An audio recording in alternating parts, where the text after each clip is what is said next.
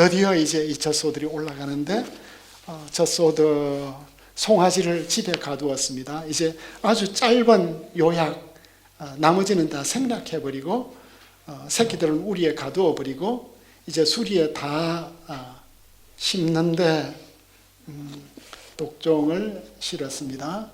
이 모든 장면은 기괴할 정도로 우스꽝스럽고 앞뒤가 맞지 않는 효과를 내고 있다. 이스라엘의 가장 거룩한 성물이 두 암소가 끄는 수레 위에서 독종 모양의 검지들과 함께 실려오고 있다.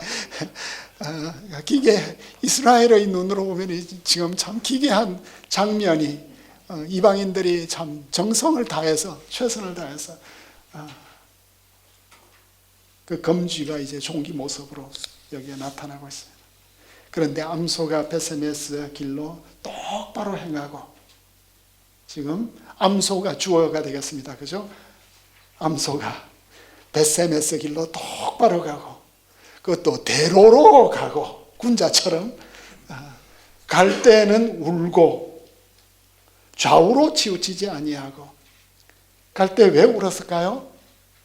울면서 올라가고 있는 새끼들하고 헤어져서 새끼들하고 헤어졌으면 울었을까요?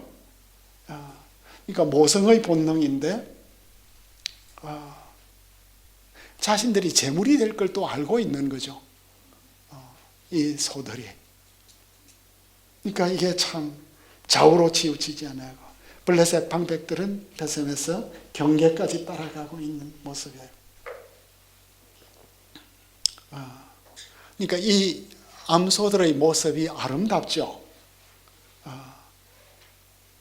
그러니까 모성의 본능을 이기면서 떠나가고 사람의 감정을 넘어가고 젖소들은 여기에서 경계를 넘어가고 있는 이런 모습, 모성의 경계를 넘어가고 나라의 경계를 넘어가고 생명의 경계를 넘어가고 마지막 종착지에서는 재물이 될 것을 알고 있고 자발적으로 죽음으로 걸어가고 있는 이 젖소들이 하나님의 거룩한 뜻을 이루어가고 있는 임계점을 돌파해서 리미넬러티를 통과하고 있는. 그러니까 우리 신앙의 컨셉은 계속해서 임계점을 통과하고 경계를 통과해 가요. 우리가 얼마나 많은 경계를 통과해 갔어요. 그죠? 죽음의 경계를. 우리 장세호 박사는 그 히브리 대학에서 공부를 하실 때 그 하마스 폭탄 테러로 돌아가실 분 하셨던 분이잖아요. 그 임계점을 다 통과하고 죽음의 경계를 통과하고 우리가 여기까지 오는데 많은 경계를 통과하는데 경계를 자꾸만 넘어가야 되는 은혜의 경계로. 그런데 베셈에서 사람들이 드디어 이제 밀베넷이 너무나 기뻐했어요. 그죠?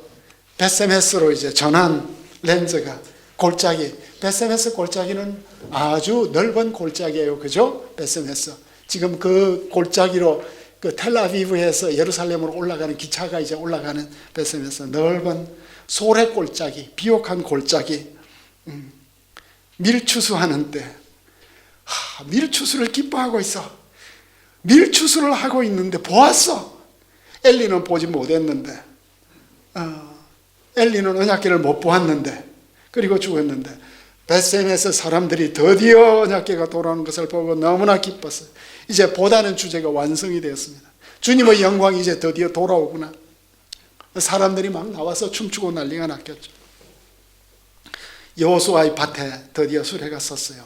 섰다 도착하고 그 위에 큰 돌이 있고 무리가 수레의 나무를 패고 그 수레 나무를 패어가지고 그 암소들을 번제물로 드렸다. 큰 돌이 있었다. 그 에벤. 그러니까 두 가지 기능을 하죠. 이 돌 위에서 암소들을 번제물로 바치고 그리고 그 돌들은 언약궤가 베세메스에 왔음을 증거해주고 있습니다. 그 베세메스는 제사장 도시였거든요. 그러니까 레위인들이 살았을 거예요. 레위인들이 제사를 드렸을 거예요. 번제를 드렸어요. 그런데 15절에 보니까 레위인들은 여호와의 궤와 그 궤와 함께 있는 금 보물 담긴 상자를 내렸다. 완료형 내렸었고 그러니까 이제 장면이 그 15절 장면은 제사 드리는 장면보다 더 앞선 장면이죠. 그죠? 14절 이전 장면을 이렇게 또 보여주고 있습니다. 큰 돌 위에 두었었고, 그래서 번제를 드렸다. 끼어들기를 하고 있습니다. 장면 재현을.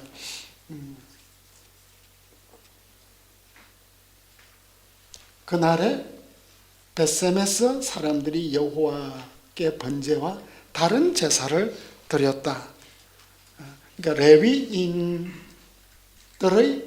제사를 이어드린 건지 따로 드린 것인지는 분명하지 않은데, 레위인도 드리고 벳셈에서 사람들도 제사를 드리고 큰 은혜의 시간이었습니다.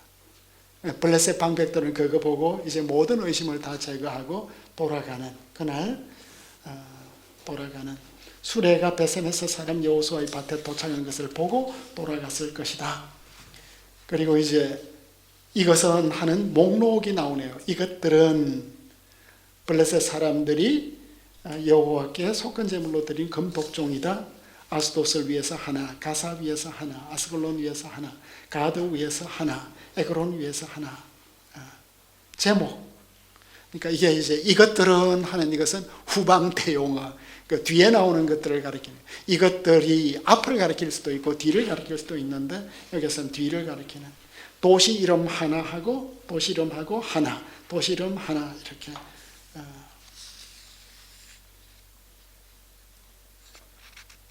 이 목록들은 성경에 기록되었지만 아스돗의 다곤 신전에서도 보관되었을 것 같아요. 항상 이 정거는 둘로 하는 거니까 이것들은 실제로 일어났음을 보여주고 있습니다. 그런데 벳세메스에서 기럇 여아림으로 언약궤가 이제 넘어가죠.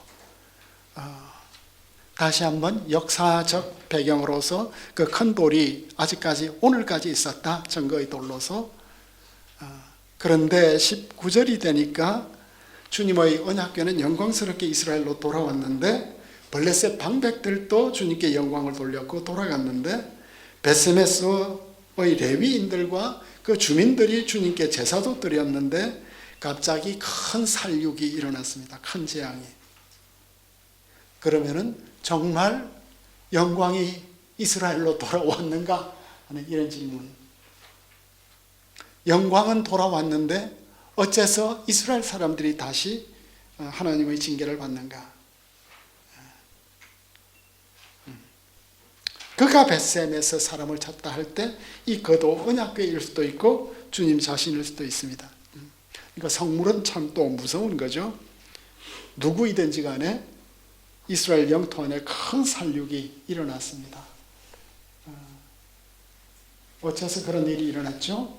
그들이 언약궤를 보았다인데 2절에 언약궤를 들여다보았다 그 이야기를 했는데 앞에서 13절에서는 그들이 언약궤를 보았다. 벳세메스로 돌아올 때 언약궤를 보다 바이루 에트하 아론인데 여기에서는 언약궤 안을 들여다보았다로도 번역이 되죠. 라우 바 아론. 언약궤 안을 돌아보았다는 것이죠. RSV나 NET나 NIV나 이런. 근데 언약궤를 어떻게 안을 들여다보았을까요? 언약궤를 열었기 때문에 하나님께서 치셨나? 어쨌든 언약궤 안을 들여다보았다면 쇼킹한 이야기죠. 그러니까 언약궤, 여호와는 거룩하신 하나님이다. 그 거룩하신 하나님께서 지금 블레셋을 치시고 오셨는데 그 거룩하신 하나님을 겉으로 보고 기뻐하지만 그 거룩하신 하나님을 거룩하게 영접하지 못하는 이 이스라엘 사람들, 영적 호기심이 그들을 지배하고 있습니다. 그런데 5만 70명은 너무 많죠. 그 동네 베세메스에서 5만 70명은 살 수가 없으니까 이 사무엘서는 이런 문제가 너무나 많아요. 그래서 맞소라 본문은 70명 5만 명으로 읽고 있어요. 70명 5만 명. 그래서 괄호 열고 5만 70명. 표준세 번역에는 5만 70명 다 하고, 또 공동 번역에서는 70명, 그리고 TNK에서는 백성 중 70명과 5만 명 등을 썼는데, 이 5만을 필사자의 오기로 이제 보기도 하는데, 베세메스 사람이 다 합쳐봤자 2, 3천 명이거든요. 5만 명은 너무 많고, 그래서 5만 명의 마지막 맴을 전적으로 읽으면 5만 대신에 기수로서 5번째 하미쉬가 되겠습니다. 하미쉬. 그리고 5번째는 분수로서 5분의 1로 읽을 수 있으니까 70명, 즉 엘렙당 5명 이라면은 1000을 집안 문중으로 해석을 한다면 각 집안 문중에서 5명, 그러면은 약 70명. 사무엘서를 풀려고 하면 이런 문제까지도 이제 또 막 계산을 해내야 되는, 각 문중에서 5명이면 그래도 큰 살육이었다. 그래서 베세메스 사람들이 질문을 던지죠. 이 거룩하신 하나님 여호와 앞에 누가 능히 서리요? 첫 번째 질문 수사. 아무도 없다는 말이에요. 그런데 여기에서도 라 아모드 리프네이 아도나이, 주님 앞에 서다 하는 이것은 단회적이 아니고 지속적이죠. 그러니까 누가 이런 하나님을 지속적으로 섬겨갈 수 있겠냐? 그러니까 이 구는 전형적으로 성직의 배경에서 특별히 제사장적, 중보적 활동을 하는 것을 의미할 수 있겠습니다.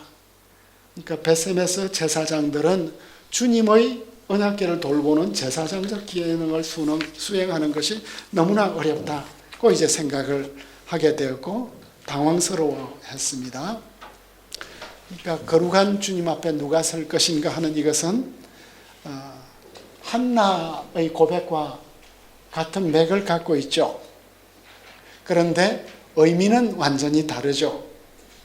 한나는 거룩한 주님의 주권을 인정하고 거룩한 주님을 경배하였는데, 베세메스 사람들은 주님의 주권을 인정하는 것 같지만 거룩한 하나님은 가까이 접촉해서는 안 되는 타부로 여기고 있습니다. 그러니까 사무엘서는 큰 그림을 우리에게 보여주고 있는데, 이 거룩하신 하나님 여호와 앞에 누가 서리요? 아무도 거룩한 주님 앞에 설 수는 없어요. 그런데 누군가는 서야 돼. 우리의 거룩한 주님, 우리가 참 평생 모시고 살 수 없는 연약함이, 온갖 연약함이 우리에게 있지만 그래도 누군가는 이 주님을 또 모시고 살아야 하는, 베세메스 사람들의 심각한 신학적 질문은 오래가지 않았고 속히 이제 대안을 찾는 모습이 있습니다. 그래서 기럇 여아림으로 이제 수소문을 해서 기럇 여아림이 이제 등장하는데, 베세메스 사람들이 왜 기럇 여아림으로 보내었을까요?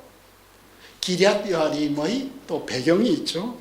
기본 족속의 성이었습니다. 원래는 여호수아를 속여 가지고 미리 동맹 맺고 파멸을 피했던 곳인데, 기럇 여아림은 유다 지파에 속했고 바알락 혹은 기럇 바알, 즉 바알의 도시로 불리다가 최종적으로 기럇 여아림으로 결정이 되었습니다.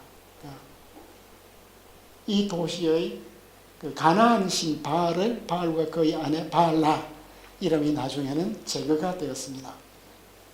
그런데 사사시대에 단 지파의 선발대가 지파의 새로운 터전을 찾기 위해서 북쪽 라이스 땅으로 올라갈 때 그들이 가던 길에 유다에 있는 기럇 여아림에 진을 쳤어요. 그러므로 그곳 이름이 오늘날까지 마하네 단인데, 그곳은 기럇 여아림 뒤에 있다고 말하거든.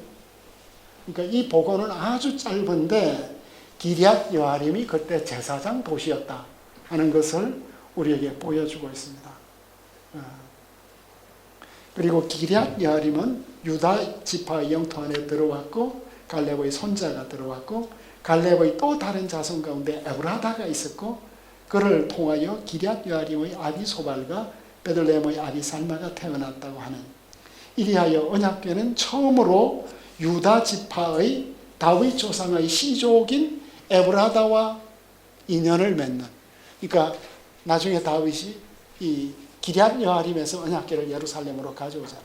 그러니까 여기에도 보면 다 역사적인 경로가 있어.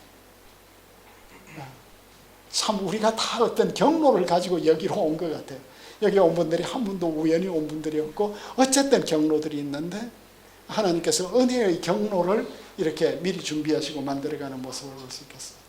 그리고 이제 마지막 벳세메스 사람들은 신속하게 언약궤를 제거하고 싶었고 기럇 여아림 사람들은 신속한 행동으로 이 언약궤를 맞이하고 있습니다. 생생하게 기럇 여아림 사람들이 왔다, 그리고 가지고 올라갔다, 아비아달의 집에 들여놓았다. 적법하게 엘르아살을 거룩하게 구별하였고, 이 엘르아살은 이제 또 아론의 후손 가운데 한 아론의 가문이 이렇게 이어가고 있는 모습을 우리가 볼 수 있겠습니다. 언약궤 이야기를 우리가 마무리를 해야 될 것 같은데,